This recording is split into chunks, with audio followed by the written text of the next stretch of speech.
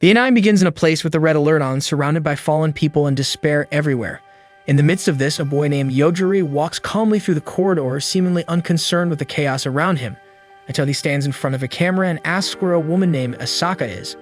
Right in front of him, the entrance to a room opens, and there is the woman Yogiri is looking for being threatened by another who's pointing a gun at her.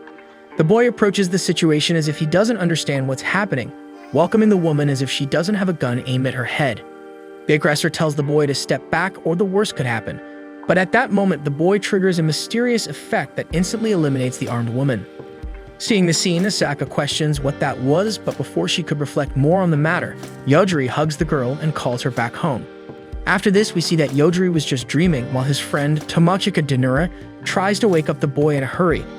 Yogiri is still sleepy on the school bus, but the girl can't believe that he can sleep in the situation they are in, with a gigantic dragon massacring their classmates. Without being sure if he still thinks he's dreaming, the protagonist throws a microphone at the creature's tail, which was piercing a student, until the monster startles with the audacity and turns back towards the bus, threatening to breathe fire at the two humans. However, before any harm could reach them, Yogiri opens an imaginary portal in his mind, and his eyes burn with a contained flame, and as soon as he opens his mouth, the huge dragon dies in the blink of an eye.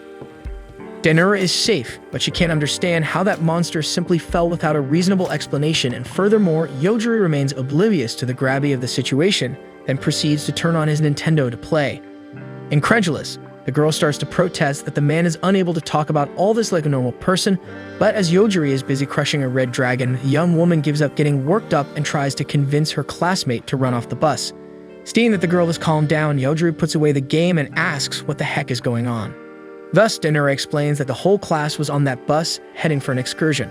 However, after passing through a tunnel, on the other side was a stunning landscape, and for no apparent reason, an unknown girl gets on the bus and introduces herself to everyone as Cheyenne, the stage. One of the organizers of the excursion asks what this girl is doing there, but she ignores the question and blows up the man, continuing the conversation, emphasizing that the students should pay attention only to her and nothing else. She explains that she has no intention of hurting anyone, but if anyone says anything, they will regret it. After all, the little sage's attack power is 530,000, and anyone who challenges that has certainly thrown their life in the trash. Apparently, this was a joke on her part, but since no one laughed, she decided to massacre the bus driver just because the audience's ignorance annoyed her. After that, she tells those present that they are in an ice cave, also known as a kind of parallel world, and that she summoned them all as potential sages. This world is ruled by this class, so sometimes it is important to replenish some numbers that were lost. Then Shine invokes a magic similar to a rainbow and envelops the students with an installation called Battle Song, where each user can see their own statistics and the class to which they belong according to the person's talent. However, as Denura did not receive this installation, she asks her friend Maikoki what she is seeing, and she was placed in the Necromancer class. According to Cheyenne, the aspirants will have a month to become sages, otherwise only God knows what will happen to the failures. Seeing that it might end up being her, Denura raises her hand and comments that she was left out of the selection, but the sage makes it clear that the girl does not have the necessary gift to participate in the process. Despite this, perhaps out of pure sadism, Cheyenne warns that Denura also needs to become a sage, otherwise she will become a mere cattle in the farm of life. Finally, the sage sets a 1-hour limit to complete the first mission, then gets off the bus and leaves.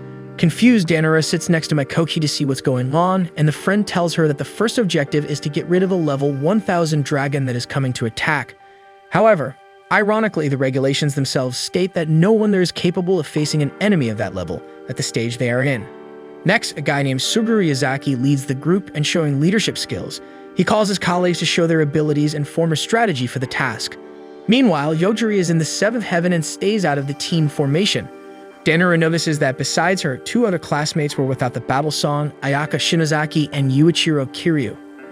For this reason, they were forced to stay inside the bus, while everyone involved with the installation left under Yazaki's leadership, who, when dealing with the revolt of the excluded, shows that those who receive the gift have their physical abilities enhanced even at the first level.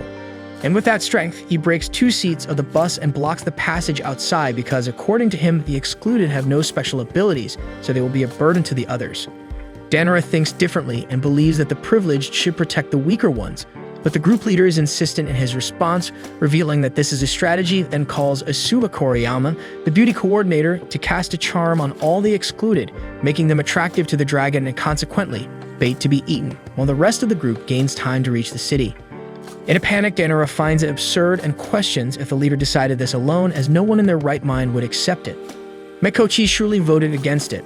However, Yazaki responds quite curtly that Danora's friend agreed to the plan, and after that, he locks the renegades in the bus and continues with his strategy.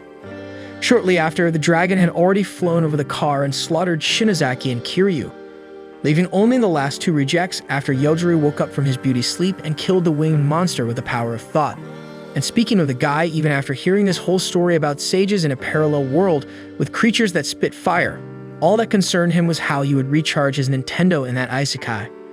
However, after Danora complained about this indifference, he gets up and realizes that if they believe Yazaki, then there's only one dragon to be slain, and since that one has turned to dust, it might be safe to go outside. Despite this observation, Danora still seemed concerned about why they were in this place, and Yogiri suggests the version that they crashed the bus and everyone is dead. The girl doesn't like this idea, but the guy is convinced when he says she doesn't have to believe him if she doesn't want to. So it's to get out of the car and are faced with three path choices: mountain, city, or forest. Yogiri dismisses the forest right away, but before advancing his reasoning, Danora sees three students approaching through the air. Yogiri recommends they knock down the birds as a precaution, but Danora responds that nowhere is it written that you need to kill three classmates just because they are flying towards you. Speaking of them, the healer of the group, Hanakawa, regrets that the girl is still alive because it ruined their plan to turn her corpse into a zombie. Higashida, the hero class, had warned that it wasn't certain the girl was dead, while Fukuhara, the necromancer, always found the idea of controlling the poor thing like an undead somewhat strange. As expected, Danora realizes that they did not come in friendship, but before she can act, Higashida launches a fireball that devastates a mountain 100 meters away, considering a warning for the girl not to resist. When asked why they want to kidnap the victim, the three aspirants imply that they want to use Danora for some malicious games. Therefore, Yogiri knew he needed to put them in a negotiating position, so he used the weapon of dialogue on the rival leader Higashida. He points his index finger at the hero and utters the word die.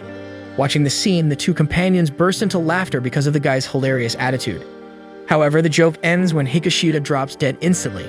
Astonished, the two remaining partners ask what Yogiri did, and without hesitation, he coldly replies that he told Higashida to die, and he died. From what they saw, it wasn't very difficult to understand, but it seems Fukuhara didn't want to take it seriously when Yogiri told no one to move, and when the necromancer went to see if his friend was still alive, he ended up with the same fate. Finally, the assassin repeats the same order to the remaining boy, Hanakawa, and the healer decides to place statue instantly. Thus, the overpowered one finally has the chance to explain his ability. First, he has the chubby one check if the other two are really dead. Then Hanakawa tries to heal his friends, but in vain because they really went to a better place. Second, the protagonist even complains that it's a pain to explain this, but in a summarized way, he reveals that his ability is called instant death for any target. If he simply thinks of killing someone, that person dies immediately. Hanakawa responds that such a thing does not exist, and Yogiri asks if he wants to serve as the last evidence. The healer hesitates, but still tries to take advantage of an opportunity to attack the enemy, but Yogiri can also identify any intent to eliminate him, so the attack could not have succeeded. In fact, he can kill the target just by thinking of eliminating Yogiri. That is, it seems that nothing can go right against this guy. He is the very definition of overpower. In this case, all that's left is to sit and cry, and that's exactly what Hanakawa does. And to mock them, Yogiri asks why these three were so proud of these basic talents, and Hanakawa responds that it's not the first time they've entered this world. Not long ago, the mage from the kingdom of Amen summoned them to defeat the demon lord, and after they spent a year there and completed the mission, they returned to the real world.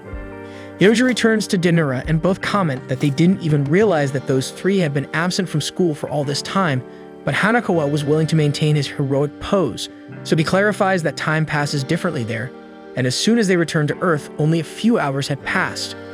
Soon, Yogiri discovers that there is a chance to go back and raises his hand against the victim, who pleads for her life to the point of asking Danora to convince Lord Takatu to give up this idea.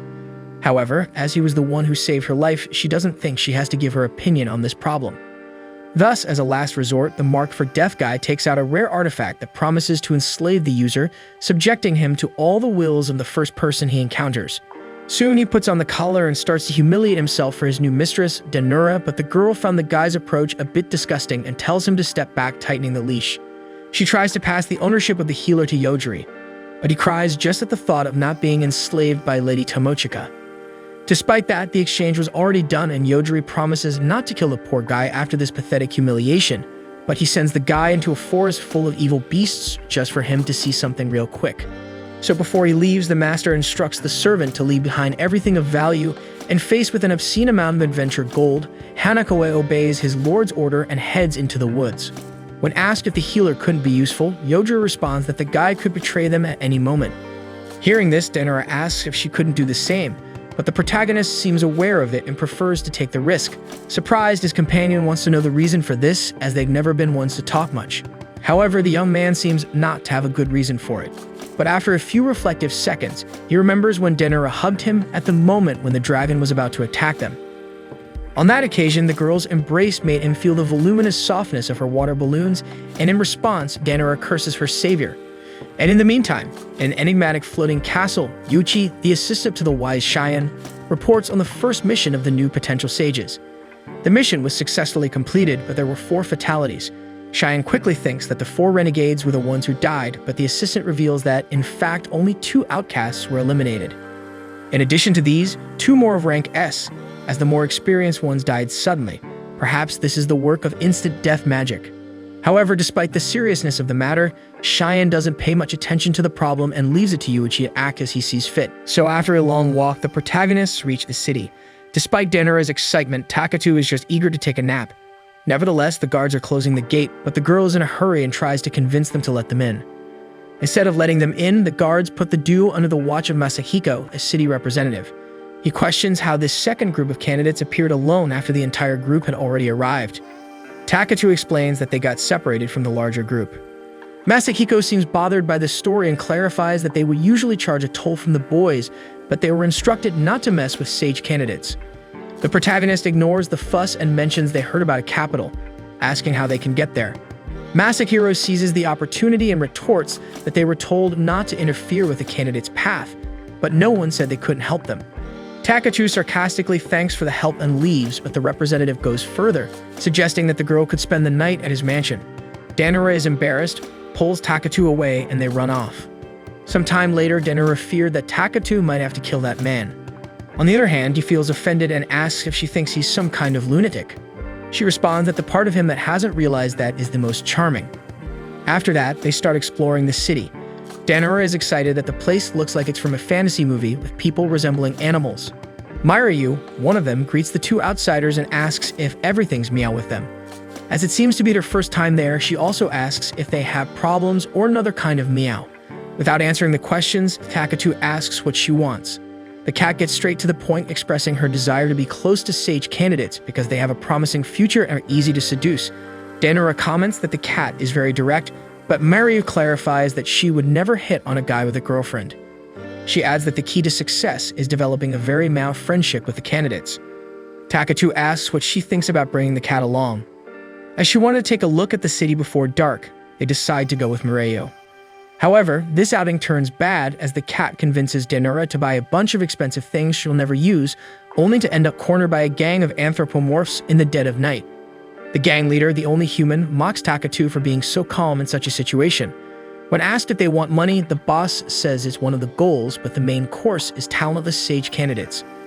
Takatu confirms he understands their objectives, but will have to eliminate them. Concerned, Denora tries to warn Mairyu that the guy isn't to be messed with, but she dismisses it as a stupid bluff, saying 2 weaklings without Dom can't do anything in this situation. Then Takatu gives the first command, and the row of enemies behind them falls lifeless. He commands the leopard man to die halfway, but by the way he fell, Takatu notices that even halfway is too much. So he decides to control this power more and nullifies the right ankle of the rooster and the left arm of one of the dogs. Obviously, the rest of the henchmen were already terrified, and even Denora suggests that Takatu is going too far, but he responds with indifference, stating that when he tried to go easy, nobody paid attention. Therefore, he attacks the 2 eyes of another dog, and when the lizard tries to attack, he quickly deals with him too. Witnessing such madness, Mireyu asks Takatu what kind of male he is exactly, but the boy responds that he doesn't even know. Soon he evaluates if his measured abilities were useful, but concludes that it's not efficient to destroy specific parts of someone's body. Plus, he doesn't like the feeling of intentionally torturing someone. Mairyu panics and pleads for her life, mentioning her siblings at home, but Takatu argues that it doesn't justify kidnapping and selling people. Then he raises his right index finger and commands the end for both, but instead, nothing happens. Faced with the stroke of luck, the two thugs swim to freedom while Takatu watches their escape without a reaction. Denura tries to understand, asking if he let them go, but he says it wasn't the intention. Meanwhile, the two villains are running as fast as they can, and Miryu continues to wonder who the hell that kid is. But before any conclusion, her life is taken along with the bosses. She falls from the roof where she was hiding, and her last regret was getting involved with those criminals. Finally, the protagonist duo tries to get out of there before any trouble arises. However, the city guard, led by George and Delgard, is already there, wanting to ask some questions to the two wrongdoers. Takatu takes charge of the interrogation, explaining that they were just passing through and everyone else was already on the ground. However, Delgard caught the boy in the act as she saw the bandits fall at the moment they were about to attack Takatu. This leaves Denura furious for being labeled as suspicious, while the city guard, supposedly witnessing everything, did absolutely nothing to intervene. However, Albert explains that she was trying to trace the buyers of humans from this gang. Finally, she adds that it's better for those candidates not to raise a finger against the guard because they possess the protection of the wise, so the gift does not affect them. Yet Jorge's appraisal skill identified that neither of those two has the gift, meaning it's difficult to assert that they could really take down an entire gang. With this, Adelgard gives up and leaves, but before that, George apologizes for the captain's ignorance, and Takatu asks the guard to find a place for them to spend the night.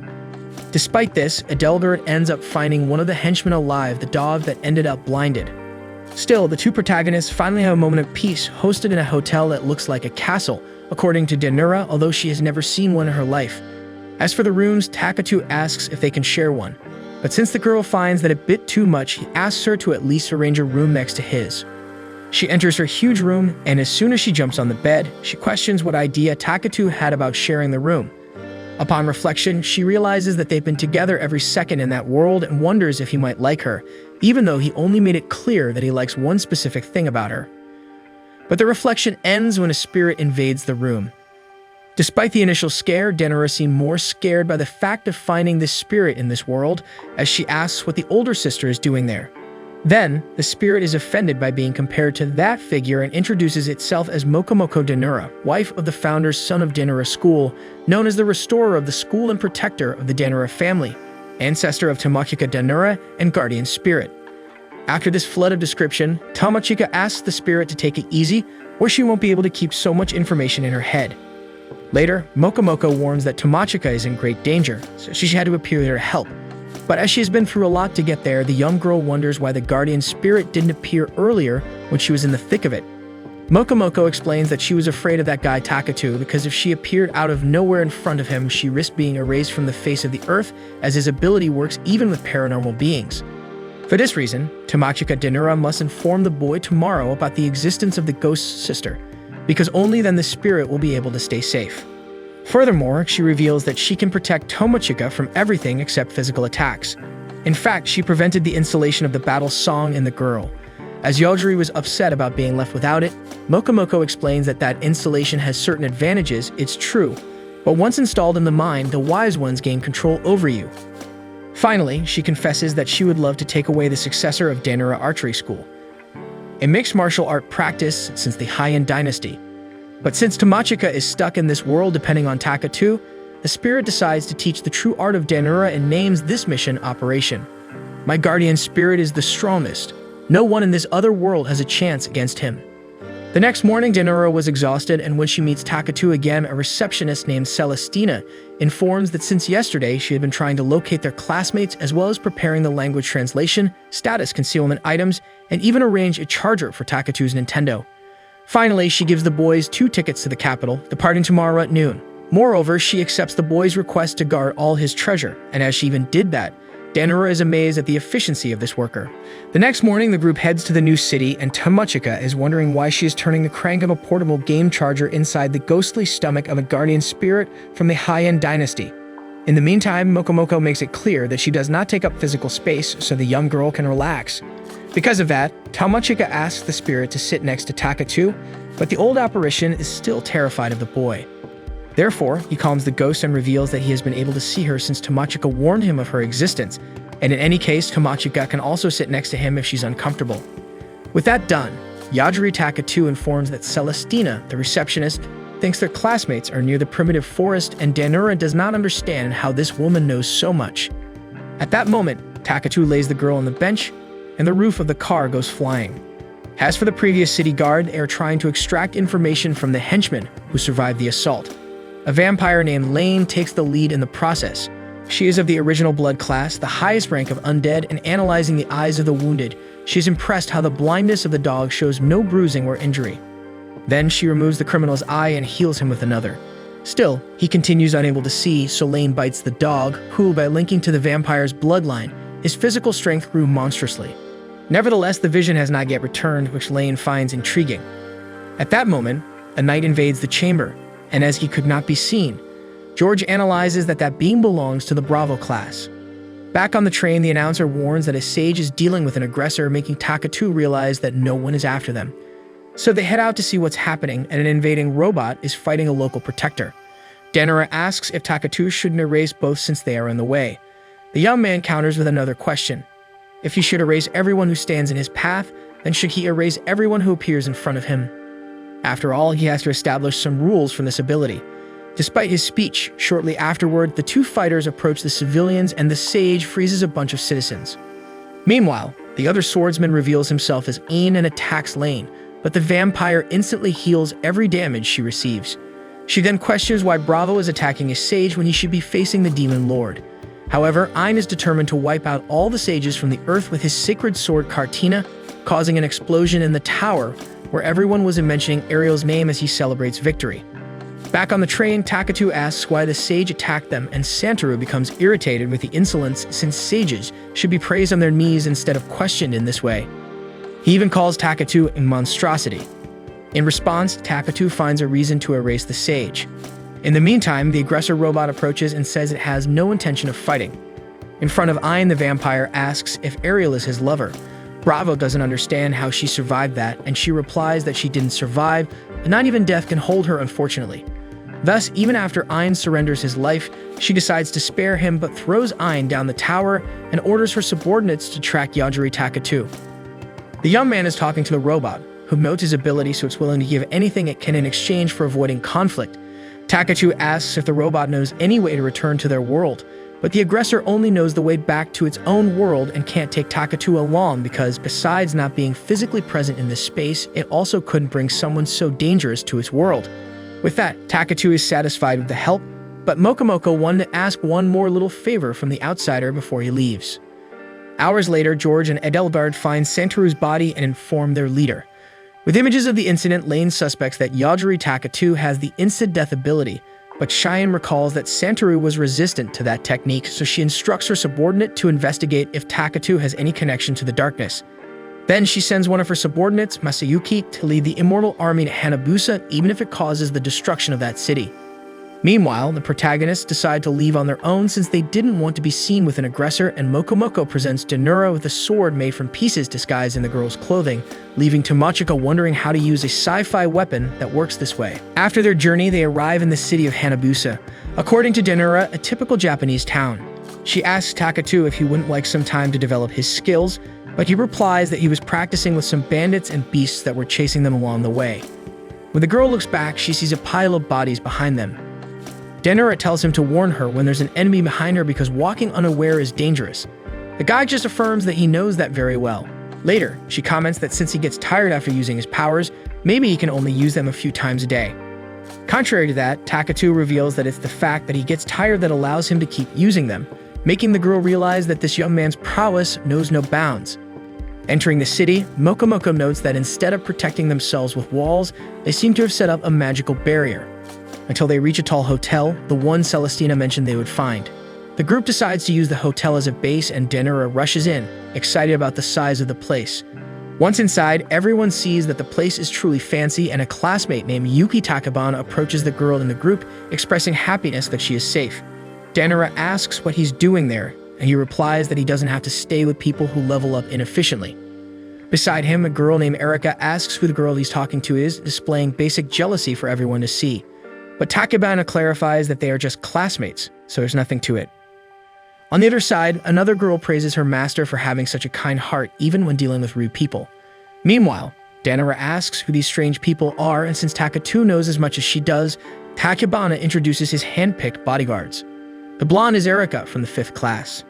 She doesn't care to introduce herself, but as Yugi ordered, she obeys.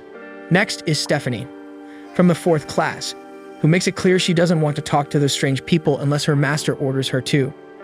In the 3rd class, Chelsea introduces herself in the most timid way possible, placing a bear in front of her face to simulate the plush, commanding the death of some girl inside her head. Then, Euphemia introduces herself as from the 2nd class. Finding Denura very ugly, she earnestly asks the girl to stay as far away as possible. Last but not least, the captain of the bodyguards introduces herself as Riza. In an excessively serious tone, she asks Denura not to be so arrogant as to think that Tachibana is just a classmate. With the end of this presentation round, Denura asks if the girls can stop being so aggressive for no reason, but Tachibana apologizes, saying he's not very good at being tough with girls. In the end, he asks everyone to be quiet for now. After that, Takadu comments to his friend that this guy was one of the students who stayed behind on the bus, but has no idea how he ended up here with these women behind him. Denura responds that the guy has always been popular among girls and quite cocky, so it seems he's just continuing that. Convinced of his ways, Tachibana soon invites Denura to be another one of his lovers. As the girl reacts negatively, he thinks it's because of Taka too and decides to make an exception for a man in the group so both could be his slaves. Denura was trying to understand if the guy was serious, while Taka-2 decided not to kill him now, thinking the young man might have some issues in his head. Denura asks why the boy is so arrogant, and Tachibana explains that he is from the Dominator class, a class with the ability to enslave lower-level individuals. But Denura implies that he must be way behind the level of the rest of the student group since they are busy with missions, while he's out there playing Simon Says. With that, Tachibana thinks Denura is already so in love that she wants to know everything about his life.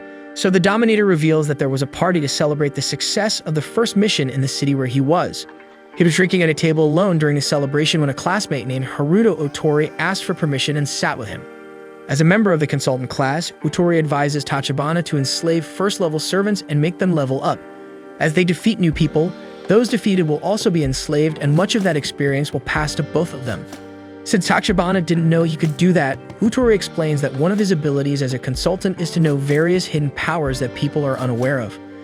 Finally, Utori says he's giving this advice because Tachibana is promising, and as the Dominator class is rarer, it would be foolish not to rely on a sage with such talent. With that, he bids farewell and wishes good luck to his colleague. With this story, the Dominator justifies why he's evolving without lifting a finger. He levels up by enslaving people who do the dirty work for him. And telling this story, he asks Denura once again if she would like to join his group, and the girl feels even more motivated to decline the invitation. So Tachibana asks the girl to just think about it and leaves. Takatu comments that Denura would probably be safer with that guy than with him, but the girl shows with her face that this opinion was quite unnecessary. Meanwhile, Lane is seeking to confront the darkness, and when she comes across it, the vampire asserts with conviction that this creature stands no chance against her. Back at the hotel, Denura wonders how long they will stay in that hotel, as it's been 3 days since they arrived. So she asks Mokomoko to go into his room and see what's going on, but the ghost won't enter that room even if they pay her, as she has no idea how the guy will react to such a sudden invasion. Then, Denura sees the city upside down below her because a servant named Masayuki had finally arrived wreaking havoc. With the immortal body beside him, any citizen run over by them would be turned into a third-class zombie.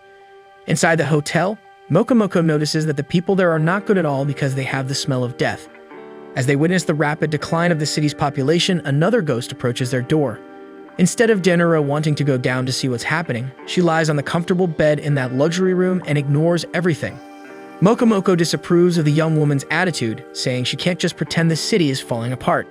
Moreover, there's a hostile presence nearby spying on them, so it's wise to stay alert. Fearing that the situation might be more serious than she imagines, Denura tries to call Takatu, but the boy is fast asleep, dreaming of a moment from his childhood. He is awakened by a female voice calling his name, while his dog Mikori licks the boy's face. He gets up, sees a girl inviting him for breakfast, but as soon as he says he's coming, Takatu is awakened by the phone and called to action. As soon as he steps out of the room, he senses a strange presence around, although he doesn't see anything. Therefore, he focuses his vision and detects a ghostly figure in the corner of the corridor. Immediately, he eliminates Erika, Tachibana's bodyguard. Then he reaches Denura and warns her of a hostile ghost behind her. At the same time, Tachibana is away inspecting the mission but realizes that his servant's signal has disappeared. Moreover, a creature invades the area where they were. Back to the protagonist, Denura recognizes the blonde as Erika, and Takatu knows this will be a big problem with her master. Therefore, they have to get out of there as quickly as possible. Denora mentions that she needs to gather her things first, and as she acts like she's just going out to buy bread, Takatu asks about the reason for her calmness. She replies that she's used to this kind of pressure, but when Mokomoko says that the Denora family doesn't give up easily, the young woman admits she's not as evolved as her ancestors. As for Tachibana, the giant insect attacking him proves to be no considerable challenge, visibly frustrating the Dominator who was expecting something more dangerous. He repels the monster with his protective barrier, and after tearing off his arms, Stephanie praises the fact that not even level 100 monsters can defeat her master. The monster is still alive and asks who this strong man is, but ignoring the enemy, Tachibana launches a flare bomb at the insect and enslaves it after the victory. Next, the new servant is healed and informs his master that these rooms go up to level 150, as he was asked. So the master orders the insect to recruit new servants in the lower levels. With that decided, Tachibana returns to Erika, and seeing on the servant's camera that she fell in the corridor out of nowhere and lost the signal, he is confused about the reason for this. Euphemia supposes that Erika was trying to please the boss by bringing that Danora girl he wanted, or just wanted to eliminate the girl due to their earlier disagreement. For this reason, the master orders Riza and Chelsea to go after Danora, as she might have killed Erika. Far away, Elaine seems to be having more trouble with the darkness than she thought. By striking the enemy's forehead, she knows that her high-speed revivification is much faster than the collapse of the darkness, but it seems that it's not causing any damage. Meanwhile, Takatu and Danora try to escape, but Riza appears in the corridor and freezes the two protagonists, hoping to take the girl to her master. However, Takatu destroys the ice as if it's nothing, since he just learned that he can eliminate ice as if it were an individual. Obviously, this leaves the captain embarrassed with how easily the prisoner freed himself from his attack. For this reason, she tries to increase the difficulty level and prepares to use her wand again in the fight. Nevertheless, Takatu simply kills the wand with a simple command. Having done that, Riza realizes that the guy can destroy anything with just a thought, so she puts hostility aside and decides to cooperate with the two. Despite that, the only way she can use her magic is through her wand, so she takes out the last one she had on hand. Since she took the item from a delicate place, Danora is worried that Takatu is too focused on the scene, but he's just impressed with the fact that Riza can hide a wand in such a way. Then Takatu orders the captain to reveal her intentions, and she confesses that more people are coming after Danora besides her. The first evidence of this appears at that moment when a shadow tries to attack the girl, but her ancestral spirit from the Danora family manifests at the right moment to counter the hostility. But after the counterattack, the group realizes that it was just a doll and several identical ones were behind them. With that, Riza takes advantage of her companion's help and positions herself again for battle, but Takatu eliminates the problem on the spot. Nearby, Chelsea orders her dolls to beat that woman to death, but as they advance, Takatu eliminates them one by one. Chelsea feels what happened and mourns for her beloved dolls. Then the protagonists reach the staircase where she was hiding, and the girl resorts to tears, begging the two to stop their wickedness. They look at her with their usual skeptical expressions, but since Chelsea has surrendered, they get the information they need about her master. Observing the scene with spy insects, Tachibana learns that Riza died and Chelsea is out of action. Also, Takatu destroys anything he wants with his thoughts. Therefore, he decides to take the targets to a more easily observable place while attacking. As for the protagonists, they try to escape, but hundreds of cockatiels on the staircase are driving Danora crazy. Mokomoko knows that Tachibana is using these insects to monitor their group. Thus, Danora asks Takatu to kill them all, but the young man reminds her that these birds will fall on her head if that happens. So Danora decides to change her mind. But then Takatu remembers that these cockatiels cannot be left alive because they are capable of killing a human, for example, by entering a person's mouth in large numbers and suffocating them. Imagining this happening to her, Danora curses the entire bloodline of the despicable Yuki Tachibana. Mokomoko reminds the two that in this rhythm, the entire city is going to turn into zombies, so wisely they decided to continue with their plans. Since they didn't kill the insects, Tachibana thought that the presence of the bugs was hindering the boy's power, so he decides to attack to solve the problem. He orders the cockatiels themselves to attack. The insects light up in red and seem increasingly hostile, so Takatu decides to try a technique at that moment.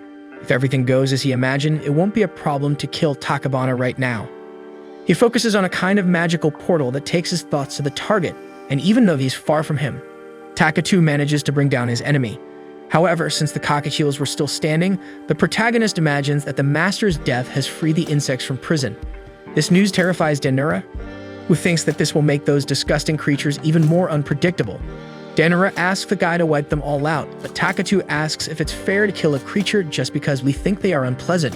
And with that life lesson, the two leave the place.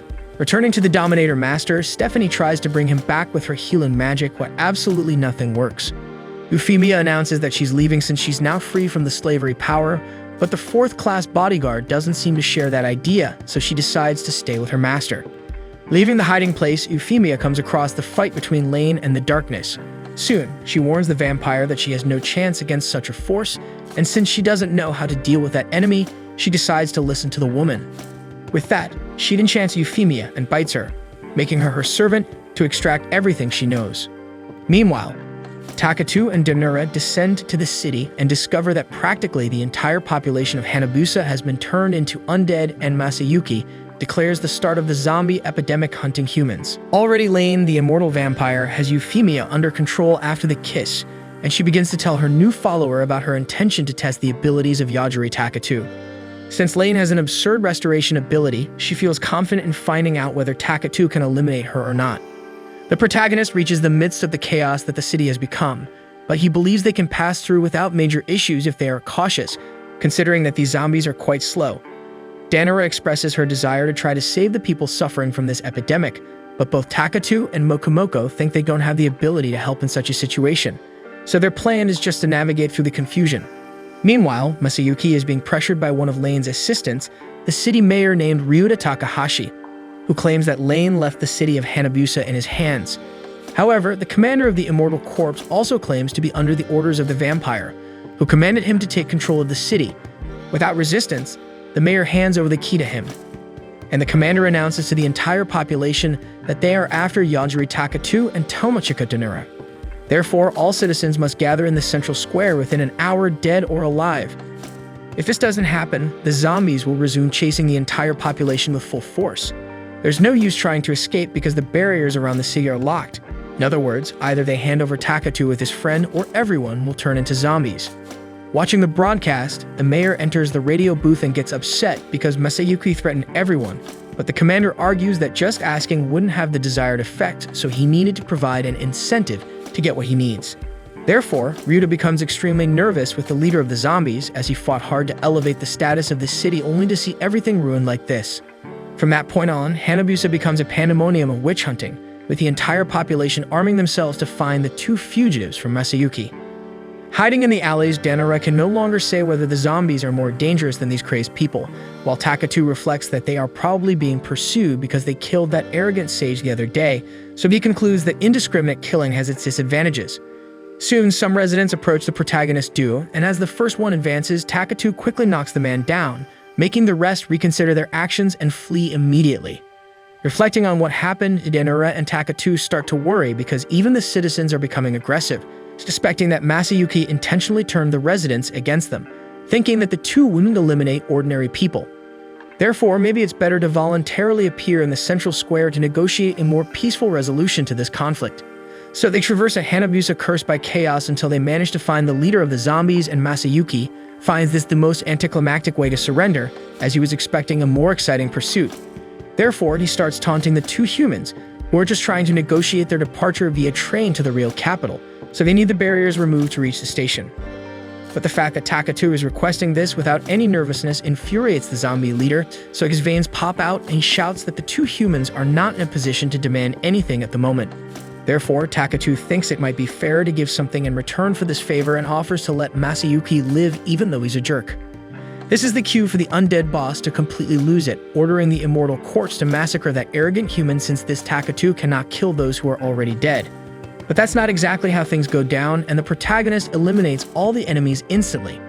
Witnessing this, the city mayor raises his hands and tries to distance himself, saying he has nothing to do with this zombie invasion.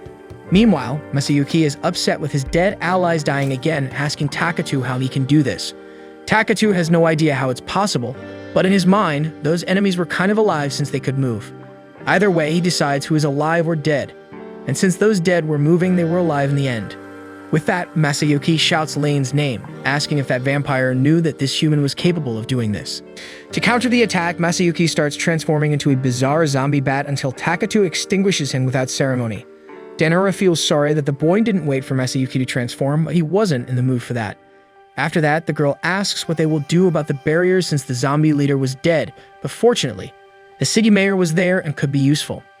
He explains that it was Sage Lane who sent the immortal cord after them, and the duo is surprised having another sage besides Cheyenne and moreover, wanting to capture both of them.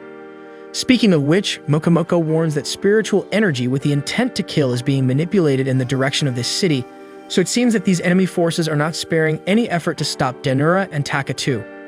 In addition, this magical energy seems to move the citizens of Hanabusa themselves this time. For this reason, Mayor Ryota tries to intervene in the situation because he can't stand so much chaos in his city anymore, so he takes Hanabusa's key and tries to activate some kind of device. However, the key does not respond. For this reason, Ryota suspects that Lane herself is personally manipulating the barrier. And in the meantime, the suspicions are confirmed when Lane herself is concerned that this strategy is very dangerous because the interference of Yuki Tachibana was identified from a distance by Takatu, and he managed to eliminate the target from countless kilometers away. And because of this concern, Lane asks Euphemia the degree of danger she thinks Yogiri Takatu represents. Tachibana's former bodyguard presumes that this guy may be above a sage, a swordsman, or even a mythical being, so it would be prudent not to mess with such an individual. Lane feels secure in her potential, but that doesn't mean she's reckless enough to underestimate a power like Takatu's. Regardless, she has no choice but to continue her mission. Meanwhile, the cursed population of Hanabusa surrounds the protagonists, and Denura asks if Takatu can identify the source of this manipulation to destroy the threat. However, he explains that it probably doesn't apply to this case as Tachibana was connected to the servants themselves, making it easier to identify the source of energy for that reason. At that moment, several enemies attack and are neutralized by Takatu. While they contemplate a way out of the situation, Mayor Ryuta Takahashi seems extremely distressed at witnessing so many ordinary citizens of Hanabusa dying right in front of him in this manner. Lane begins to move more pieces on the chessboard by provoking the arrival of darkness in the city where her enemy is trapped. Additionally, she projects several clones of her body, making Takatu feel the multiplication of hostile energy even from a distance. At that moment, darkness invades Hanabusa and disintegrates every building in its path. Lane's clones are waiting for the signal from the master to attack if anything deviates from the expected. Observing that horrifying creature, Denura asks his friend if he can do something about it. However, despite Takatu feeling that he can help, he has a bad feeling. Nevertheless, he can't simply leave things as they are, so he applies his instant death technique to darkness. Even though it is eliminated, a strange charge is seen reacting in the creature's body, causing a meteor shower over the city. Takatu doesn't know what it is, but he presumes that some malevolent force has allied with Darkness's thirst for revenge and is causing this attack, perhaps wanting to annihilate the entire city or observing his capabilities. However, upon closer inspection, Denura identifies that the comets falling from the sky are several women in red, descending in hordes towards the ground. The mayor alerts that it is indeed Lane involved in this. Despite that, since she is not personally on the offensive, she cannot be the direct target of Takatu's automatic counterattack, as he well remembers. Moreover, they are so fast in their descent that the boy may not react in time if a clone falls on him. So Ryuta tries to cooperate with his broader view of the city, having access to exclusive technologies as the mayor. He informs that these aerial attacks have a pattern, not hitting the same place twice, and consecutive attacks are not made near each other. Mokomoko comments that even though Lane seems to be doing something random, she knows exactly what she is doing. With this information, the mayor deduces where the attacks will be in a short time and takes Takatu to the designated location via teleportation, another exclusive technology of the mayor. Upon arrival, within seconds, one of the vampire's replicas is about to hit the field. Takatu kills the target while Mokomoko envelops the humans in a shield to protect them from the impact. After the dust settles, Mokomoko explains that she had acquired a Furimoru from Darkness not long ago, and it is a flexible magical object that can become a protective barrier or even armor. Thus, the other copies of Lane begin to catch fire, and the original sage wonders how immortal vampires can be killed. But she knew that if the first clone died, the same would happen to all the others since they were made from the same mold. However, that doesn't mean there isn't another solution. Therefore, Lane tries to create other replicas using a slightly different configuration from the previous one to bypass this logic. Despite this, before she could perform her trick, the vampire realizes that her original body is dead in another dimension, so she falls lifeless while catching fire. At that moment, a child awakens in her coffin and receives a message from Lane, informing that her plan worked because even though she is dead, the child survived. Then she decides to reveal the true identity of the little girl, saying that she is Lane herself, but in a separate body that inherited no memories from the vampire to avoid Yogiri Takatu's attacks. After that, all the chaos in Hanabusa had finally come to an end, and Mayor Ryuta Takahashi thanks the two protagonists for their help. Danura is pleased with the recognition but asks if the fact that they had dealt with that sage a few days ago will cause any problems for them. However, Ryuta is calm and responds that he didn't have much respect for that unbearable figure. Thus, he grants a vehicle for them to continue their mission to the royal capital. When Danura gets in the car and asks when Takatu will take the wheel, he replies that he always crashes the car in absolutely every turn in the racing games he usually plays, so probably him driving is not a good idea. With that, Danura thinks it's better to take the wheel, leaving Mokomoko excited, saying how happy she is to see the Danura family's great skill in driving and practice. However, Tomochika is already tired of the ghost putting the family name on everything they do, as if it were a natural talent for everything in life. Later, a samurai named Ryuko Minomiya beheads a creature threatening her group, earning immediate admiration from the rest of the accompanying swordsmen. Subsequently, they all return to the camp where they are housed, and Ryuko encounters the ninja Carol, who was invading her tent. Carol admits that she was trying to take the samurai's phone in an attempt to see Takatu's monitoring tool, but unfortunately couldn't. Surprised by the audacity and talent of the girl in being able to enter unnoticed, the samurai asks Carol what kind of class she is, and the girl explains that she is an unusual type of American ninja. Ryuko asks if she is without any monitoring system since she was looking for hers, so Carol Slane explains that they were preparing an exclusive satellite to observe Takatu, but this device has no use in this world. Then an alarm goes off on the samurai's phone, warning that the first Alpha Omega gate has been opened. In the middle of the road, the protagonists are navigating through an extremely perilous path, and Danura begins to realize by the twists and turns that it would be better for Takatu to be the one really driving, but only God can wake this boy up from another deep slumber. Ahead of the driver, a giant rock appears that cannot be avoided, and at that moment, the guy goes back to dreaming about scenes from his childhood. His stepmother asks if he likes the name Yogiri Takatu, then teaches the boy how to introduce himself to others, leaving the boy excited about the affection he is receiving. In the same dream, we see Asaka Takatu in a final exam, signing a work agreement that basically boils down to not complaining even if you die on duty. On the other side of the table, a man named Yukio Shiraishi agrees with the woman's observation about the contract. Just as she was about to bail out of this situation, Yukio pulls her back and convinces the girl to sign.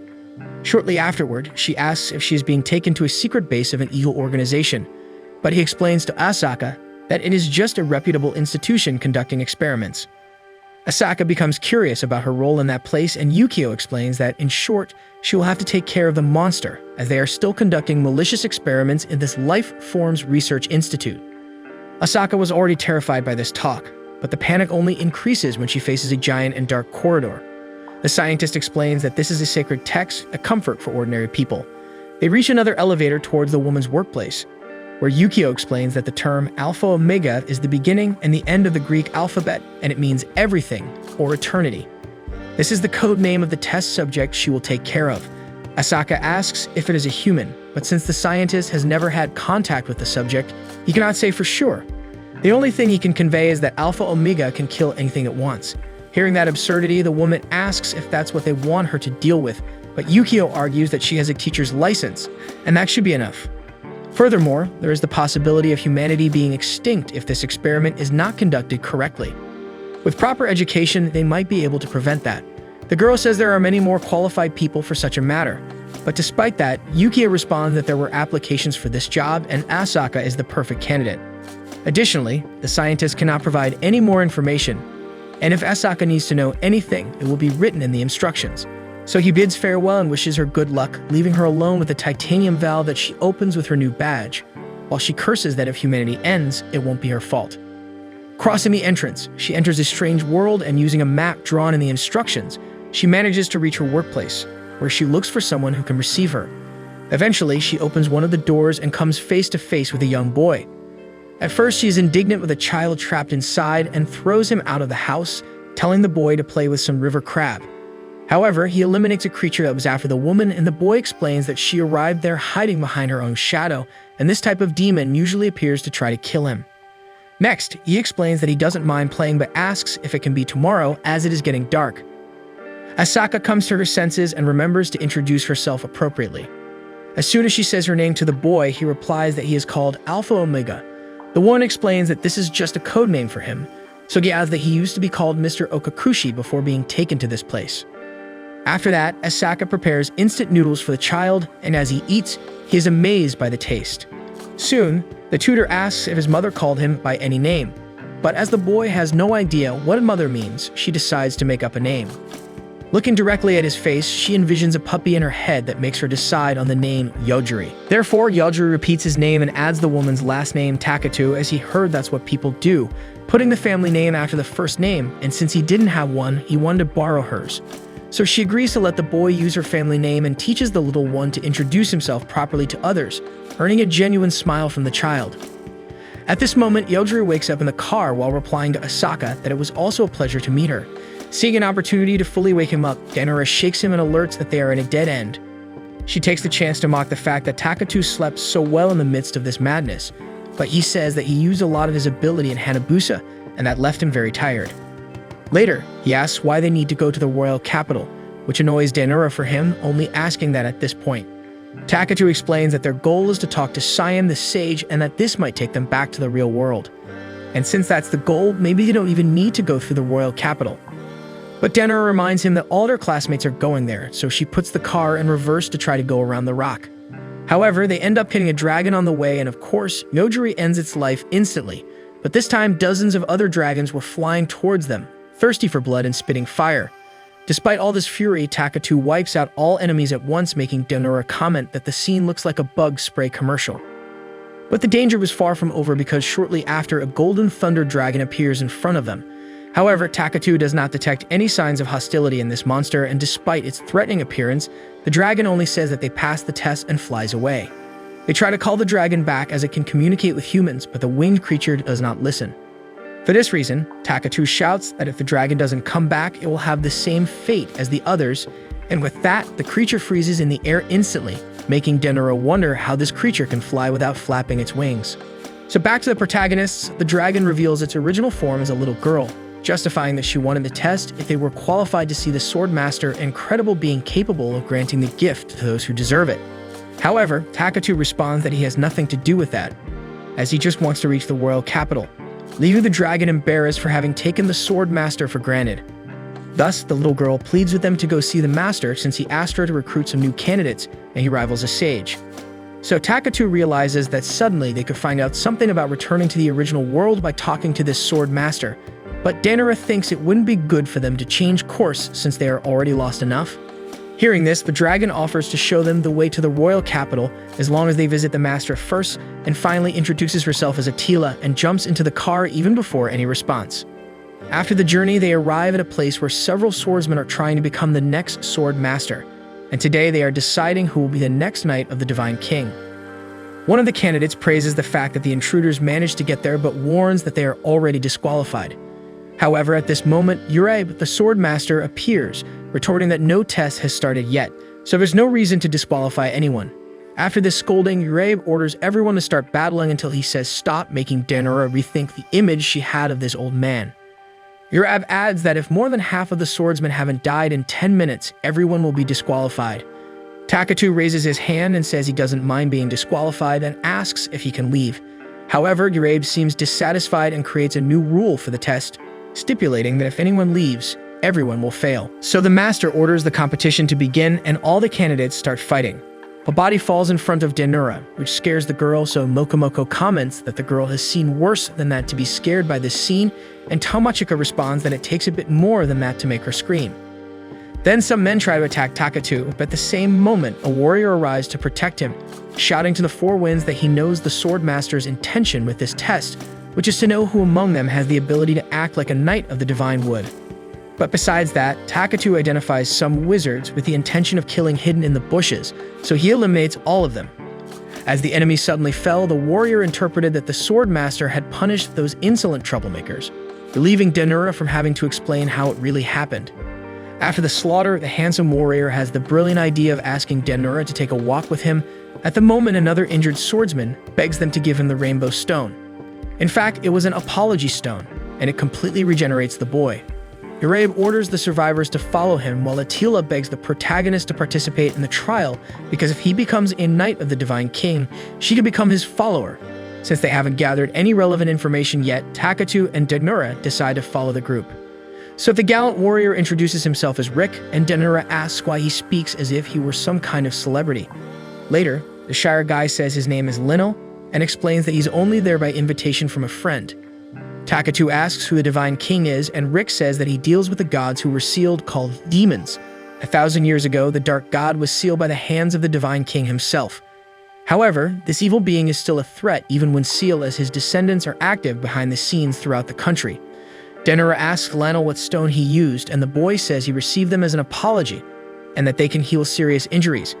Denora is impressed that someone gave such an artifact to the boy just as an apology, so Lionel explains that he has always been very unlucky, and that on a day when he was sacrificed by a criminal organization, when he thought it would be the end of everything, a goddess appeared and gave him an apology stone.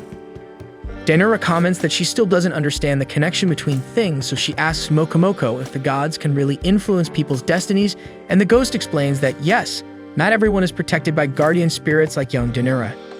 In the meantime, Rick asks what Gacha is, and Lionel explains that it's a game where he has a chance with 3 stones, and with 30 stones, he has 10 consecutive chances. As a demonstration, he throws the stones into the air and receives an old cleaning brush in his hands and boasts that this is how he exchanges magic stones for random items. Denora thinks this is a terrible deal while questioning the boy if he's not afraid of running out of stones. Lionel elucidates that he gets new apology stones at midnight every day, depending on the amount of misfortune that happened that day. Finally, the group crosses a magical barrier that takes them to a place with a giant tower.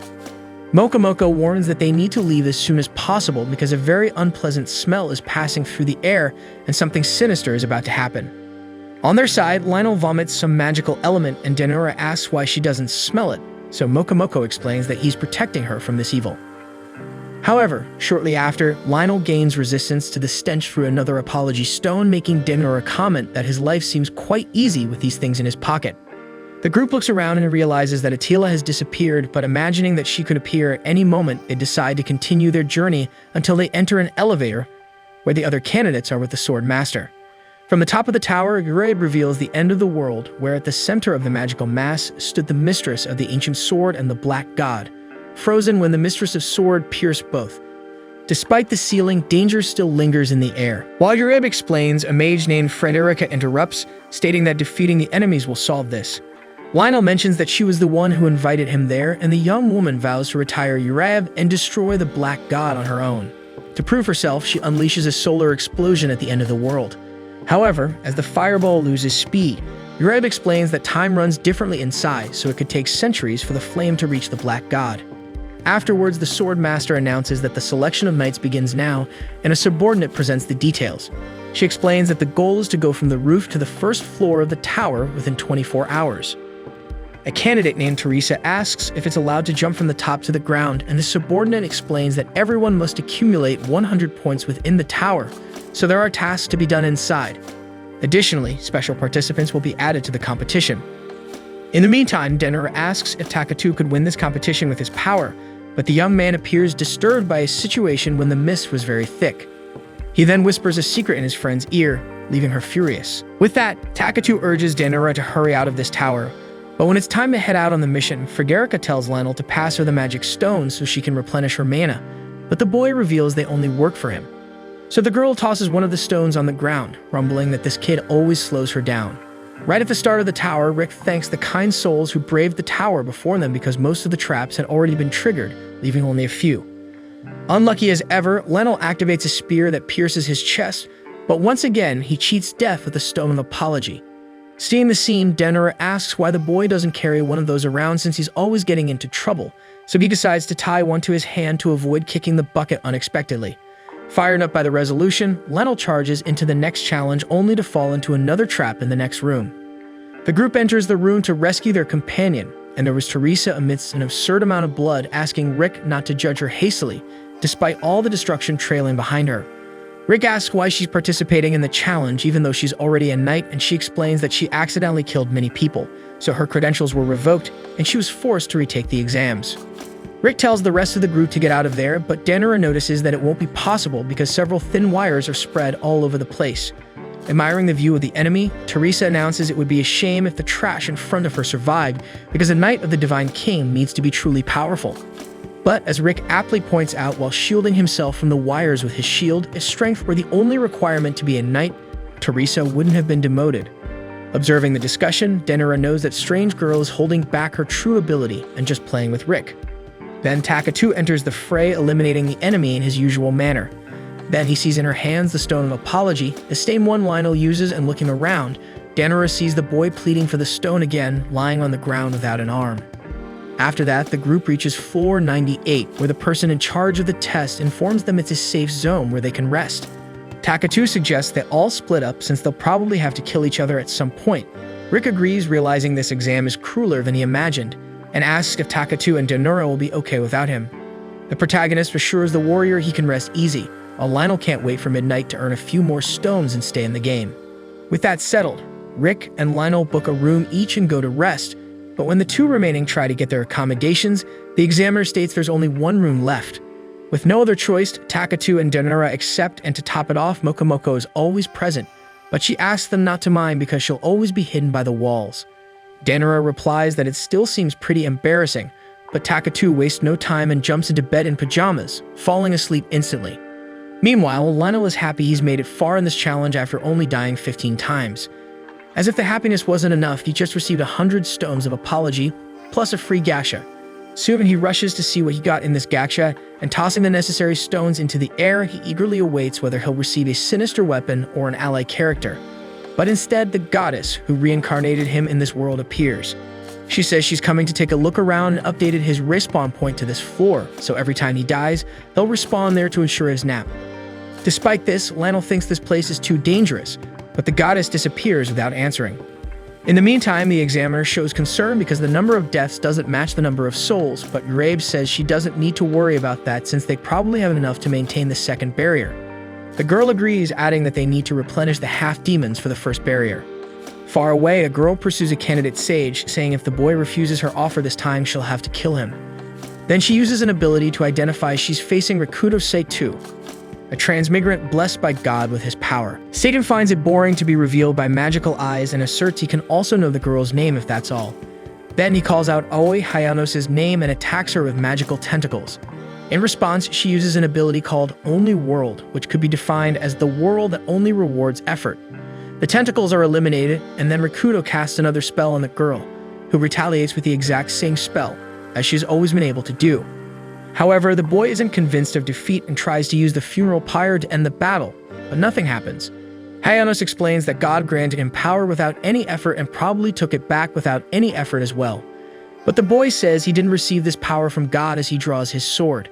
Hayanos assesses that this weapon holds a high value of faith, so it won't be able to destroy the sword. Then she eliminates the boy on the spot. After that, the girl receives a message from her dagger, saying her next job is to eliminate her next targets, Yogiri Takatu and Tomochika Danora. At that moment, the healer Hanakawa arrives in a hurry and kneels before the girl, recounting that he survived a forest full of dangerous monsters because he was rescued by Rakuto. But now that the girl killed him, Hanakawa claims he has no hope left, so he begs to be Oi's servant.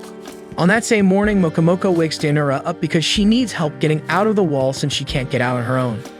When she saw Takatu using the girl as a pillow, she tried to disappear because she thought she was getting in the way of something, but soon got curious and tried to follow the scene, which got her stuck in the wall. On top of that, she found out this tower has the power to absorb the souls of the dead to a specific place, and the energy these walls possess prevented her from moving. At this moment, Takatu wakes up, and with Mokomoko's plea for help, he tries to kill the wall's absorption function while the ghost is being sucked in. Then Takatu manages to locate the target point and detaches Mokomoko from the wall. The ghost cries in despair for almost having died, but Danora reminds him that he died a long time ago. With that done, Takatu believes that this tower has the power to absorb souls for some reason far beyond a mere test. Therefore, he instructs his partner to prepare for the rest of the mission and warns that he will destroy any enemy that appears in their path, no discussion. With this, Danora says that she has known the way the boy uses his power from the beginning, and although he is not always reasonable in choosing to use it, she recommends that he be as cautious as possible, besides saying that the way he solves problems would be exactly the same as she would if she had that ability. This realization embarrasses Takatu, so he turns around and says he's hungry to avoid the subject. Back in Aoi Hayanos, her follower says they should run away from there as soon as possible because her power is to deny overpowered abilities, so it wouldn't be the case against a dragon like that. Despite this, the girl claims it's much easier than it seems because with her ability Only World, she can alter events that appear so they are exactly as she thinks they should be. In the case of the dragon, she thinks a creature of that size can't fly, and as she concludes that the creature falls. Hanako finds it as overpowered as what she claims to fight against, but Aoi argues that it would only be if she could also face objects with high faith value, which is not the case. However, the dragon returns and eats the healer's arm, who heals himself and asks if the girl just took away his flying ability. Aoi replies yes, so a fair fight is on from now on. Then she cuts off the head of the winged monster, revealing inside it an aggressor named Hedgehog, who flees through the skies at the same moment after absorbing all the information he needed. During the escape, Aoi notices a tower in the path where the aggressor was fleeing, so she carries the healer with her to there, who absolutely does not want to meet Takatu again, because he knows the boy will end him as soon as he can. Speaking of him, the protagonist is eliminating all the traps along the way to advance in the challenge until a wizard appears before him complaining that the guy is relying too much on cheating to pass the test. When Danura asks who he is, he reveals that he built this tower and can appear anywhere in it whenever he wants, and then Danura responds that it seems as overpowered as what the two of them are doing. Ignoring her, the mysterious guy complains that he racked his brain to set up all these traps, and someone is passing by destroying everything as if it were nothing. Takatu says they are just trying to get out of that place, but the man replies that it's not possible because that tower was built to keep the dark gods sealed. In turn, the protagonist says he won't do anything to that place if he can leave, but the tower's builder considers the possibility that those two are some trick of the dark god. So he introduces himself as Iglesia, known as the High Sorcerer, but before he could finish his speech, Takatu knocks him out. Danura goes crazy because this guy seemed important to die so quickly, but her friend says the guy would probably try to kill him. Meanwhile, the Sword Master's assistant announces one problem after another, and he gets more and more annoyed. The woman announces another 100 points for Rick, fighter number 97. Next, the warrior meets Frederica, who is helping her friend Lionel accumulate some points since poor guy hasn't won anything so far. Eric praises the progress of his colleague, who thanks God he got a great equipment in the last gacha he did. Somewhere else in the tower, two swordswomen fight each other while Lord Misaki warns the girl named Shiro that she's losing, and that the enemy's blows aren't even that strong, so Shiro can win this duel. Motivated, the rabbit girl advances against her opponent and strikes a monstrous blow that opens a hole in the ground. Thus, Mokomoko comments that these two duelists seem very strong and therefore wants to know what Takatu is going to do about it. In turn, the protagonist has nothing to do with that brawl and just wanted to cross the arena without trouble. Looking around, Danura sees that the only way out is behind that guy sitting on the throne who keeps insisting for Shiro's rival to reveal her disguise once and for all. As it had already been discovered, the woman decides to show who she really is, a half-demon named Theodisia. She intends to end this fight before the Sword Master finds out her real identity, so she casts a spell on Shiro, who manages to dodge by dropping her sword, as she is much faster without a weapon and responds with several punches in succession. Seeing that it will take a while, Takatu asks if the guy on the throne wouldn't let them pass there smoothly, while Danura tells the boy to look around and realize that two people are fighting to the death there. With that, Misaki replies that he won't let the two pass as some of his disciples don't have enough points, but Takatu argues that he and Danura have only 6 accumulated points, so they are small fish. Furious, the Lord of the Arena affirms that's why they need to fight more because he values this exam as a game and doesn't respect that they don't see this situation the same way. The half-demon Theodisia tells the protagonist that she's out of it because she has enough points. Therefore, Misaki announces a 3-on-3 fight where Takatu, Danura, and Theodisia must face the rabbit girl Shiro as well as the big girl Geralda and the short one Ima. Theodisia says she doesn't see any chance of winning if the other two opponents are as strong as Shiro, and the Lord of the Arena makes a point of commenting that the rabbit girl is the weakest of the three, while Ima is a swordswoman and Geralda is a magic specialist. By the way, the Lord intends to take the half-demon and Danura for himself, so they must be left alive. Danura asks if Takatu should only kill Misaki in this situation, but instead he kills the 3 rivals. Thus, he proceeds his way to the exit, and when the Lord tries to stop him because of his hatred, he is eliminated in the same way.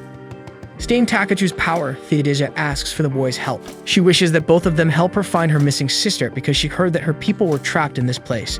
However, helping Theodisia might seem bad in the eyes of the Sword Master, as it may violate the exam rules.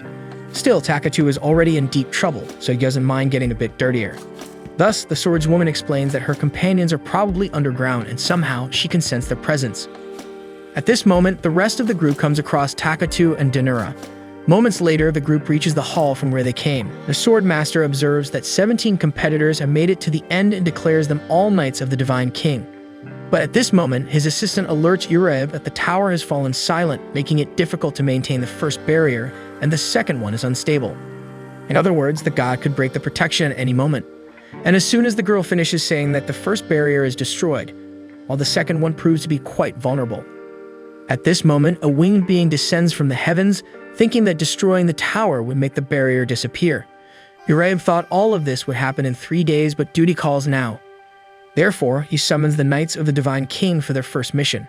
They must defeat the winged creature or humanity will be lost. In the confusion, Takatu takes the opportunity to search the underground, but Danura is upset because the boy simply doesn't want to do anything against that. The young man explains that dealing with that flying monster will attract too much attention from the Sword Master, so it's better to leave it to others and remain discreet. Meanwhile, Lionel, Rick, and Frederica stand firm in their duty, and the enemy asks how he can break the barrier. If Uraib gives the answer, he will be spared. On the other hand, the Sword Master mocks the fact that the monster is asking this after destroying the entire tower. Thus, the winged man eliminates a knight with just a hand gesture and claims he will do the same with each one until he gets what he wants. Soon, 4 warriors have been annihilated, until one of them tries to react with several clones, but all are erased with the same ease. Then, Frederica says she can defeat the enemy even without the barrier, and gathering all her power, she invokes the extremely compressed light explosion, which the opponent absorbs as if swatting a mosquito with his hand.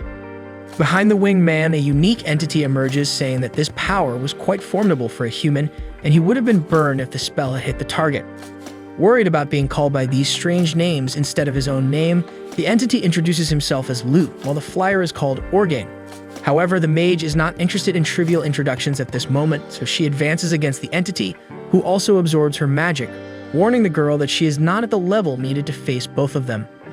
Moreover, he turns Frederica's right arm into candy and begins to eat it in front of her. Rick tries to prevent the humiliation and attacks the child, and with the speed and strength of the blow, she realizes that perhaps this warrior has a better chance than the mage. And just as Rick tries to hit Lute, Lionel takes care of his friend and soon receives a message that he secured another gacha. So he tries his luck and uses all of his apology stones, thus summoning Vahanado, the goddess who brought Lionel to this world. Thus she states that she will resolve everything in the blink of an eye. And approaching the dew of entities, Organ bows and is surprised to see the goddess in this situation, and Lute hugs her because of the time they spent apart. Seeing the scene, Lionel asks what the heck is happening, so Vahanado explains that, in fact, meeting her again will be the worst thing that happened in the boy's life, because when she talked about resolving things, she meant that exterminating the human race is the solution to the problem. In the meantime, Takatu and his companions seem to be walking in an infinite loop, and Mokomoko thinks this is due to a barrier interfering in the empty space. The boy believes that maybe it's an important installation ahead, and that's why it's difficult to reach. The half-demon feels the magical power of her friends more intensely. And at that moment, a bizarre scream is heard, and the barrier disappears, saving the protagonists the trouble, and now they have a clear path to descend. But before continuing the walk, Danura feels a monster with a blade passing through her body until Theodisia opens a door just below and finds several bodies in separate tanks. Looking closely, she presumes that her companions are inside, and even if she hasn't seen her sister thrown into one of these tanks, she feels that the worst may have happened to her too. Takatu believes that these bodies were stored there so that the magical abilities of these beings could be extracted. For this reason, Theodisia draws her sword and ends the suffering of her people. After that, she recalls her tradition, where revenge must always be fulfilled, and thus, she wishes to kill the Sword Master with her own hands. Speaking of him, Uraib notices that the situation is getting darker, and keeping that in mind, he appoints Rick as the Sword Master for now. The boy looks back as if he didn't understand, and the old man explains that this is the best choice at the moment because if Uraib dies, Rick will automatically become the Sword Master. Then, using the power stored in the tower, the young man will be able to fight. After that, Lionel kneels and asks for forgiveness for increasing this problem, and Uraib responds coldly that he never expected anything from that boy from the beginning. Swallowing the harsh words, Lionel remembers that if he dies, he will return to the last save point, so he tries to have a friendly chat with the goddess who always granted the apology stones to him. He innocently questions why she is talking to the enemy, and she wonders if she should tell the boy or not. Soon, she remembers that she has always had a good relationship with Lionel, and that's why she couldn't let him die curious, especially without knowing why. During this idle conversation, Rick realizes that his friend is trying to buy some time for them. So Vanahata reveals that her beloved Albert Garma left and never returned, while Uraib informs that it's the feared and hated god of darkness, whose name no one dares to utter. The goddess recounts that she spread messengers around the world to find her beloved and one day discovered that he was sealed in this tower. But that's not even the worst part, as no matter what she sends, She could never defeat the Sword Master, so she thought about sending someone extremely unlucky like Lionel to force the return of her lost love. Faced with this, Lionel acknowledges the fact of not being the luckiest but didn't expect all this misfortune to bring about the end of humanity as a side effect. Meanwhile, Lute warns the goddess that the barrier is almost disappearing and questions whether they should wait until it happens. So Vanahado pulls out a mirror to see what the next step should be and discovers that the creator of the tower, Iglesia, curiously kicked the bucket, and if he were still alive, he could fix the barrier instantly. Besides him, the goddess assassin, Lord Masaki Kazuno, also bit the dust, and she would be in deep trouble if he were around. In light of this news, Vanahado says that Lionel could be nicknamed the Walking Apocalypse after all this. Therefore, Lionel says he'll end his life to stop this cycle of misfortune, but the goddess warns that even if he does, he'll go straight to the afterlife because she undid the resurrection magic at a safe point. And since he's going to die anyway, Vanahado invites Lionel to wait for the return of her beloved Albagarma. Soon she pulls the core of the barrier and warns that if she breaks it, the barrier will disappear. Then she breaks this long-standing seal that separates her from her beloved, causing the fall of Albagarma, which upon separating from the Divine King, falls directly into a river below, leaving the king confused, thinking his enemy was still alive.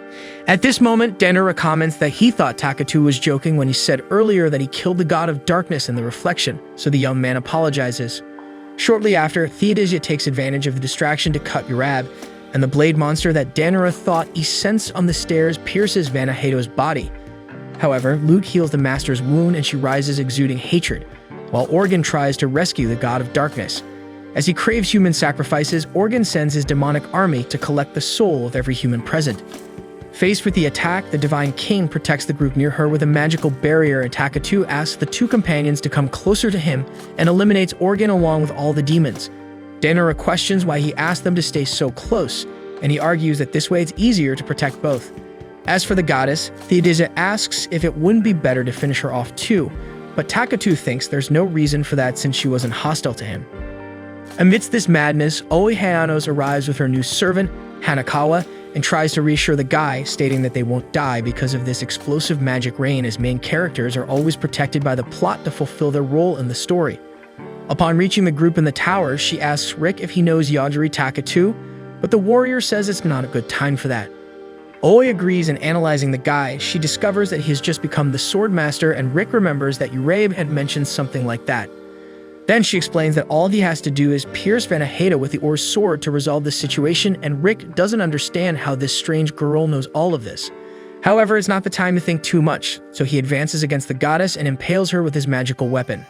Next, Oi looks for Takatu again, and Hanakawa can't stop crying because he's sure the guy will erase him as soon as he has the chance.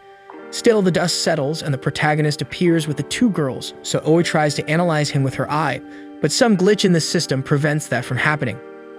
Soon, she needles in distress and notes that Yogiri Takatu is the final destination of all destinies in the form of a man. For this reason, she questions alone how Cheyenne had the courage to summon such a being to that place.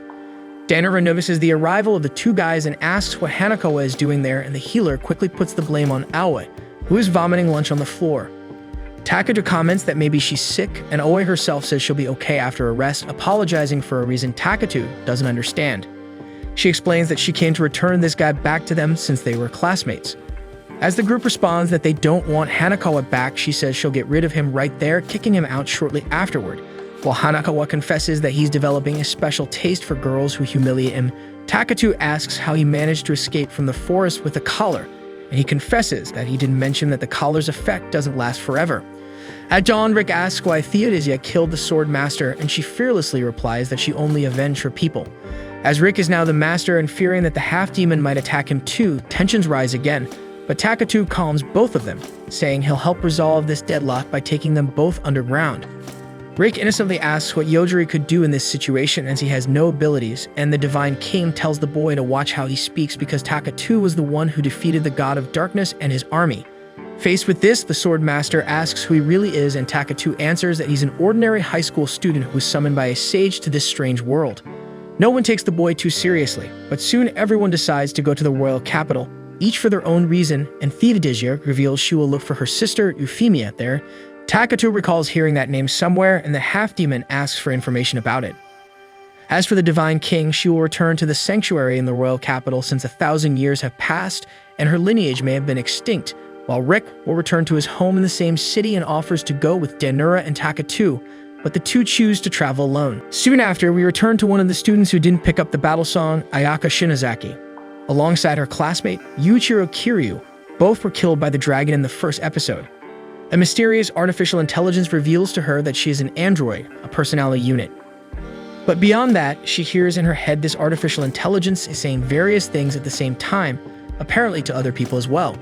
Finally, the AI asks if she wants to remain in this imitation human form or if she prefers to rid herself of restrictions and take the next step. Angry for being used as bait, Ayaka reveals that she doesn't want to die in this way. So the system removes her limitations and enables her as a battle unit, informing her that she needs to retrieve a large amount of materials and the dragon's mass would be enough to facilitate the android's recovery. Thus, Ayaka tears off a piece of the monster and devours it. Meanwhile, Asaka is ranting because they didn't even provide a cook for her in her Alpha Omega investigation work while finishing her burnt rice. When Yogiri Takatu tastes the meal prepared by the teacher, he finds the rice tough but sticky at the same time. Asaka asks if that's how you treat someone who just cooked for you, but Yogiri still finds the food disgusting.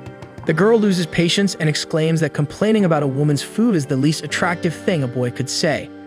However, the boy has no idea what it means to be attractive, so Asaka tells him to eat and say it's delicious. Thus, the boy swallows some more rice and claims it's delicious, while the cook herself feels like throwing up her own food. Next, the teacher reads her instruction sheet, saying she needs to provide a minimum of education for the child, but she has no idea how to do that, and she doesn't even know if she's getting paid for this job. But soon she tries to look on the bright side and prefers to think that teaching the basics to the kids shouldn't be difficult. So they both sit down to do some initial activities until a robotic girl enters the house to deliver supplies. Asaka asks if she happens to have any primary school books as well as a recipe book, a microwave, and a water filter. Maybe also a 43-inch smart TV with a video game, and lastly, the company of a little dog would be great. Paying attention to everything, the robot accepts the demands and leaves. Afterwards, Asaka takes a look at Yojiri's homework and calls him to get some fresh air. The woman finds it amazing that all this beautiful and peaceful scenery is beneath the surface, while the child finds it funny to have these floating materials everywhere.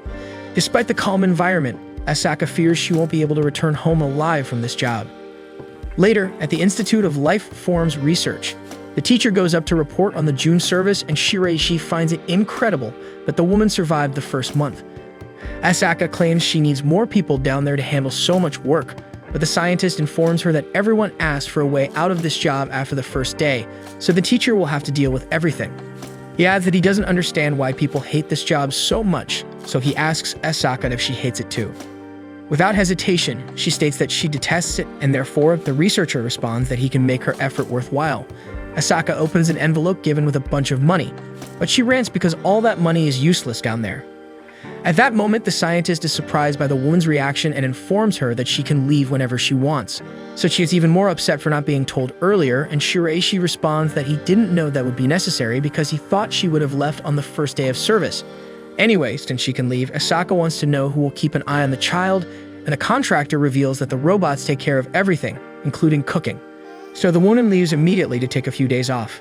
However, she soon wakes up in an unknown place, trying to remember how she ended up there. She recalls taking a stroll through the city, eating like a cow, buying some clothes, and finally spending a night in a 5-star hotel. Therefore, she has no idea how she ended up in this cell. Soon, a voice informs her that they don't intend to harm her, and they are an organization that isolates calamities to prevent them from causing harm to the world. They wish to exchange a few words with Asaka. Meanwhile, Takatu discovers that Asaka took a vacation and becomes visibly sad, wondering if she will ever come back. Nikori tries to console the boy, but even the dog is feeling lonely in the absence of the teacher, so young Yojiri decides to look for Asaka. That said, he asks the robot where the woman would be, and as she replied that only the researchers would know that, Yojiri asks her to take him there. The robotic girl brings the boy to an invisible door that would lead outside, but it can't be opened from the inside as it is managed by the control room. Therefore, Takatu asks the authorities to open the door because he wants to get out. And this action was enough for all the employees to panic. When Shiraishi arrives to see what's going on, most have been eliminated while Alpha Omega crosses the corridors of the Institute. A last employee was following the orders of the paranormal, fearing for her life, so the research chief asks the security officer to shoot the woman, but Takatu knocks out the armed man. Immediately after, the child stands in front of Shiraishi asking where Asaka went, and the scientist informs that Asaka was taken away by the agency, a globally reaching organization, and therefore no one can do anything to stop it. However, Takatu says he will find a way to fix this as long as no one tells Asaka what he did inside the institute. Determined, he sets out to find his new friend, destroying everything in his path, and inside the agency, Adu seems to think that the ability of that child to kill anything he wants is nothing special. So they go on the hunt with a soldier who thought he had found a way to ambush the paranormal. Nevertheless, the three are also eliminated without ceremony while Asaka is languishing in her cell and wondering why she didn't get a normal job like everyone else. Still, she worries about Yogiri and wonders how he is at that moment as a loud noise outside catches the teacher's attention. At this moment, the door swings open and a woman takes Asaka hostage as Takatu arrives to rescue his friend. The armed woman orders the boy not to move a muscle, threatening to blow Asaka's brains out, but the paranormal takes the aggressor's life before anything else happens. Afterward, he embraces Asaka and beckons her to leave with him. She witnesses the entire horror scene from the exterior of her cell, and the boy thinks it might change her mind about leaving with him, but Asaka squeezes Takatu's hand tightly and smiles at him. Upon arriving at the Alpha Omega shelter, Asaka is greeted joyfully by Mikori, who then asks Yogiri to play with the dog while she talks to Shiraishi. She wants to know what they will do from now on, but the researcher responds that it's out of their hands as no one there could stop Alpha Omega's wrath. So Asaka inquires about her own future, and the scientist says he can't let her leave just yet, but he'll arrange some security for her to continue her work. Despite this, Asaka herself recognizes that leaving Yogiri as he is could lead to something very serious at any moment, so she decides to continue her lessons with him in an attempt to help the boy learn to live in society. At that moment, the child calls the teacher to play something, but when she approaches, she remembers she forgot her backpack with all her money at the agency. After this story, we return to the present time, where Danora is watching the protagonist sleep, and Mokomoko comments that the girl could spend the rest of her life looking at this boy. Danora asks if the ghost can read others' minds or something similar, but she replies that Tamachika is not a difficult girl to interpret. Furthermore, Mokomoko asserts that Takatu is indeed a handsome young man, and it would be interesting to have some of that DNA in the Danora bloodline. With that, Tamachika thinks the ancestor has gone too far, but ultimately responds that this is a decision that also depends on Yogiri. At that moment, the boy wakes up and asks what decision they are talking about, so Danora avoids the topic and reminds them that they are in front of the royal capital, then asks what should be done now. But before any decision is made, the group notices they are surrounded by city authorities, and as they exit upon the leader's orders, he introduces himself as Torx, chief of security at the southern central gate, and questions what these young people are doing there with a vehicle from the Immortal Corps. For this reason, Takatu explains that the mayor of Hanabusa Ryuta granted them this car, and they are candidates for Cheyenne Sage, needing to be in the capital for the selection process. Therefore, Torx analyzes Takatu's gift to see if they are indeed Sage candidates, but even with the positive result of the paranormal talent, the chief of security states that this kind of forgery is too easy to do. Danora loses patience with the crude method of assessing a candidate, but at that moment, Takatu shows an artifact that makes all the officials kneel. And when the girl asks what that thing is, the protagonist explains that Rick instructed to show it if there were any problems in the royal capital, then passes one of those to Danora. Torx explains that it is an amulet with the emblem of the royal family, and behind it appears David, the youngest member of the royal family, adding that this amulet indicates that they are known to Richard or that they are knights of the Divine King. To prove they are knights, they need to show the sacred sword they received from the sword master, but the duo doesn't even remember any weapon of that kind. Therefore, David wants them to prove they are royal knights in a duel against him, because warriors of this level would never lose to someone who has no skill handling a weapon.